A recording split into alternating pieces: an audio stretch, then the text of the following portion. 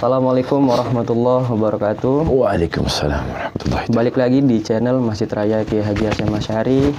Masjid Raya berkarakter aswaja, membina umat Ahlus Sunnah wal Jamaah. Pada kesempatan kali ini saya sudah ditemani oleh Habib Muhammad bin Abdurrahman Al-Habsyi. Assalamualaikum Habib. Waalaikumsalam warahmatullahi wabarakatuh. Nah, pembahasan kita hari ini adalah mengenai ketakwaan, Habib. Yang mana di Quran sendiri banyak sekali disebutkan tentang ketakwaan itu. Definisi takwa itu kan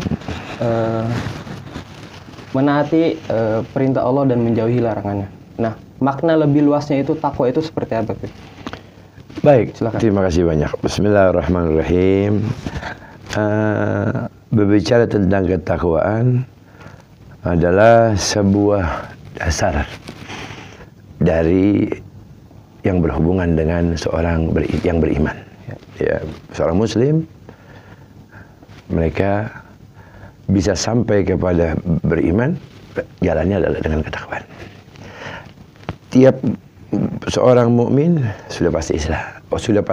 Seorang mukmin sudah pasti Muslim. Tapi orang Muslim belum tentu dia mukmin, artinya beriman. Ya, karena banyak orang yang masih tidak percaya walaupun dia Muslim. Nah, hal yang paling penting dari sebuah ketakwaan itu sebetulnya adalah untuk mendekatkan diri kepada Allah. Cara yang paling penting adalah tujuan adalah untuk itu. Dan kemudian kalau ditanya definisinya, cara-caranya, sifatnya, karakternya, ciri-cirinya orang yang bertakwa itu bagaimana? Pernah satu hari Sayyidina Ali bin Abi Thalib radhiyallahu taala anhu warḍah, karamallahu wajhahu, menantu Rasulullah SAW yang Rasulullah katakan, "Ana Madinatul Ilm wa Aliun babuha." Saya adalah negerinya ilmu dan Ali adalah pintunya. Faman aradal Madinah wa yatiha min babiha. Siapa yang pengen masuk ke dalam kota, maka dia harus lewat pintunya. Saking Rasulullah memuji karena keilmuan yang luar biasa. Ketika seorang sahabat lain bertanya kepada Sayyidina Ali bin Abi Thalib tentang hal yang baru saja, seperti saudaraku Mas Wahyu tanyakan, dulu pernah ditanyakan hal yang sama kepada sahabat lain kepada Sayyidina Ali. Kemudian pertanyaan yang sama, ya Ali, apakah ciri, sifat, karakter, dan definisi orang bertakwa itu? Beliau menjawab dengan jelas dan sangat luar biasa dengan penjelasannya. Singkat, padat, dan penuh hikmah. Beliau langsung mengucap, kata beliau, at-taqwa hiya al-khawf minal jalil. Ketakwaan itu yang pertama adalah sesungguh-sungguhnya takut hanya kepada Allah Subhanahu wa taala. Ketika ditanya, kenapa kita harus takut kepada Allah? Definisinya ya. Maka jawabannya adalah dalil Al-Quran. Allah lam yalid wa lam yulad. Allah tidak diperanakan, Allah dan juga tidak mempunyai anak. Allah yang menghidupkan kita, Allah yang memberi rezeki selama ini kepada kita. Allah yang memberikan segala-galanya untuk kita. Bahkan Allah yang memberi penyakit, Allah pula yang akan datangkan kesembuhan untuk kita. Dan dari mulai kita hidup sampai meninggal, kasih sayang Allah tidak pernah putus dan hilang untuk kita semua umat Nabi Muhammad. Itu yang pertama. Maka kita wajib untuk takut kepada Allah. Itu definisinya. Pertama, takut. Ketika seorang bisa berbicara takut, jadi jelaskan tentang jihad, berhubungan dengan jihad. Jihad takut kepada Allah. Orang bisa melakukan tanpa harus berperang, tanpa harus dengan senjata, seperti saudara-saudara kaum muslimin kita yang ada di negeri Palestina, yang semoga Allah Subhanahu wa taala berikan kekuatan dan berikan kemenangan untuk mereka, saudara-saudara muslim kita yang ada di sana, dan Allah turunkan rahmat dan kasih sayangnya. Itu sesungguhnya kita juga bisa melakukan hal yang sama dengan kita melawan hawa nafsu dengan ciri tidak perlu memegang senjata, tidak perlu ikut gerilya dalam peperangan, maka cukup dengan kau jaga hawa nafsumu, maka kau telah jihad. Apalagi bisa lebih dari itu, ya, berjuang, ya, ikut membantu dan sebagainya dalam hubungan sosial yang luar biasa kepada saudara muslim kita lainnya. Itu yang pertama. Kemudian masalah yang kedua, Sayyidina Ali menyatakan definisi orang bertakwa itu adalah waridha bil galil, selalu ridha dan ikhlas atas apapun yang Allah berikan. Ya, apapun yang Allah berikan. Ya, sebagaimana orang-orang saudara-saudara muslim kita di ikhwanana di Palestina, mereka semua apapun yang terjadi kepada mereka, mereka selalu mengucap kalimat alhamdulillah, dan mereka semua selalu mengucapkan kalimat biiznillah, dengan izin Allah.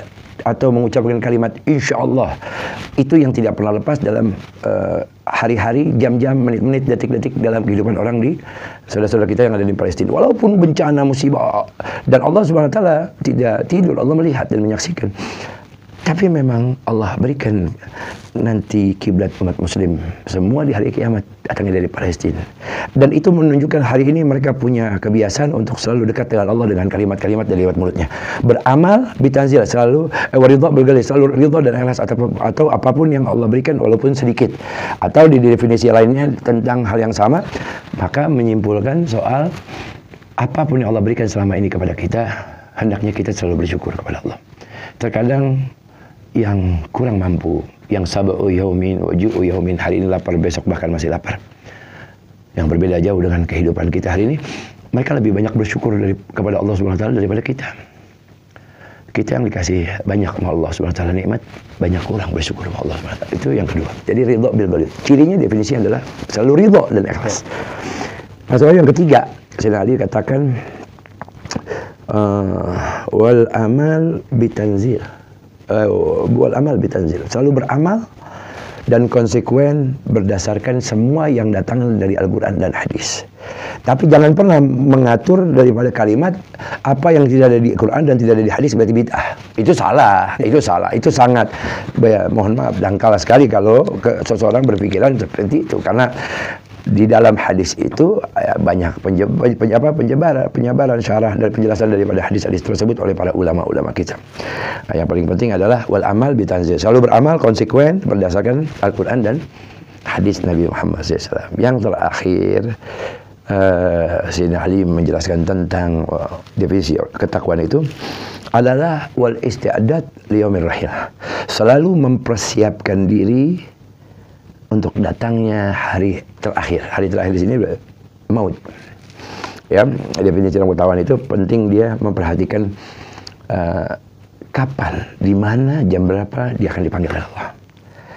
Karena Allah berfirman, "Al-Qur'an, wa ma tadri nafsun madza tadri bugodan, wa ma tadri nafsun bi ardin tamut." Tidak seorang pun yang tahu kapankah, jam berapakah, di bumi manakah, saat apakah Allah Subhanahu wa taala akan memanggil kalian. Ya, selaku umat Islam yang beriman, kita tentunya nggak boleh takut mati, Mas Hoyo. Ya, karena kematian itu adalah sesuatu yang hakiki, ya, pasti kullu nafsin dha'iqatul maut. Ya. Tapi yang perlu kita khawatirkan, yang perlu kita takuti bukan matinya, saat apa kita dipanggil Allah. Nah, itu definisinya ketakwaan. Itu yang harus dipersiapkan ya. Betul sekali, Mas Wahyu, betul sekali. Jadi itu yang menjadi sebuah kunci kalau kita berpikir hidup ini pasti meninggal. Kadang kita bersahabat, berteman, bahkan kumpul bareng malam, pagi sudah tiada orang yang kumpul sama kita malam tadi. Begitu banyaknya waktu dan tidak ada orang yang tahu di mana, jam berapa. Tapi semua sudah diketahui keberadaannya di mana saat dipanggil sama Allah. Nah, yang itu yang perlu kita khawatirkan. Apakah kita sudah terima tobatnya selama ini? Nah, hal-hal penting dalam konsekuen dalam ketakwaan ini adalah bagaimana dia bisa mulai dengan cara yang paling mudah untuk memulai jalan ketakwaan adalah melawan hawa nafsunya. Baik, gitu. Tadi ada yang menarik, Habib bilang definisi takwa itu menerima ketetapan ya, ridho atas ketetapan Allah. Ridho dan ikhlas. Ya. Kebanyakan orang sekarang ini, terutama anak-anak muda nih, Habib, nggak ikhlas misalnya dikasih musibah, padahal dibandingkan dengan saudara-saudara kita yang ada di Palestina sana, musibahnya nggak seberapa gitu. Nah, itu bagaimana pandangan Habib? Ya, baik. Bismillahirrahmanirrahim. Memang sekali lagi pentingnya kita semua untuk kembali mengingat perintah. Apabila perintah datangnya dari sebuah pemimpin, maka aturan itu tidak bisa berubah. Pemimpin telah memberikan sebuah perintah. Ya. Hari ini perintah itu datangnya dari yang menciptakan kita dan telah mengeluarkan buku panduan sebagaimana kita membeli sebuah barang di sebuah tempat dan kemudian mendapatkan barang tersebut dan juga buku panduannya.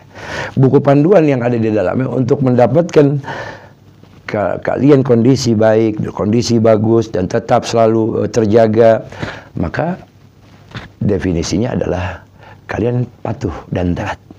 Nah, bicara patuh dan taat, di dalamnya ada perintah untuk kita semua, baik tua, muda, siapapun mereka, dari golongan manapun, dari negeri manapun, selagi mereka umat Nabi Muhammad, mereka hukumnya wajib untuk mengetahui dan mencari ilmu, ya, karena itu kewajiban. Nah, tentang masalah ridho dan ikhlas itu tidak akan pernah disampaikan kepada siapapun untuk bisa masuk kepada kalimat kata perbuatan ridho dan ikhlas tanpa dia belajar. Ya, tanpa dia mau mengamalkannya. Kalau bicara tentang mungkin pandangan petunjuk, sudah sering banyak guru-guru kita ya sering memberikan nasihat tentang itu dimanapun, untuk orang bisa selalu ridho dan ikhlas, karena tingkatan amal itu bisa salah satu dari ridho dan ikhlas orang itu. Nah, lalu ini mungkin yang terakhir, Bib, tingkatan takwa itu seperti apa? Indikasinya orang secara zahir bisa dilihat nggak orang itu sudah bertakwa atau belum? Baik, 4 cara tadi, Bismillahirrahmanirrahim, 4 cara tadi yang dijelaskan oleh Amirul Mukminin Sayyidina Ali bin Abi Thalib radhiyallahu ta'ala anhu. Beliau telah menjelaskan 4 hal tadi adalah sebuah gambaran untuk kita semua mencapai ciri-ciri, sifat dan definisi orang bertakwa. Dan itu semua bisa dibentuk dengan satu, ya, siapapun, dimanapun orang itu terlihat. Tidak dari golongannya, tidak dari jabatan, titel, ilmu, bahkan amalnya sekalipun. Tapi yang paling mulia di sisi Allah, di antara kalian adalah orang yang paling bertakwa.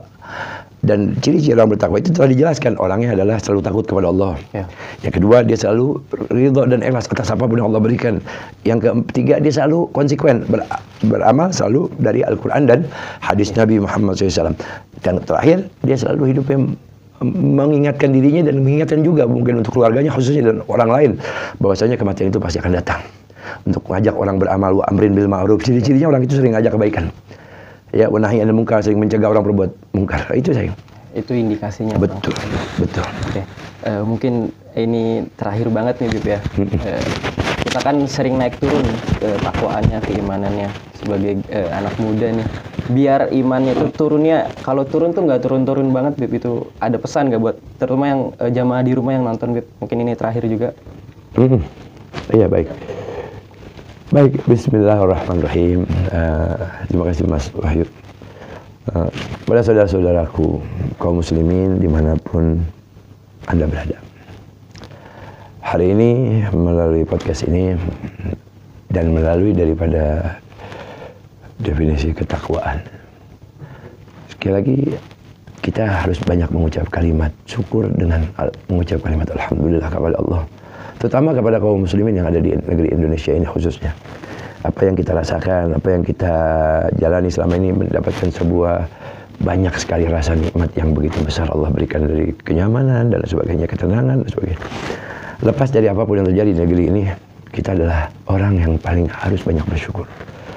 Lepas dari pandangan kita jauh di negeri sana, saudara-saudara muslim kita yang hari ini berjuang, tidak tua, muda, bahkan bayi hari ini.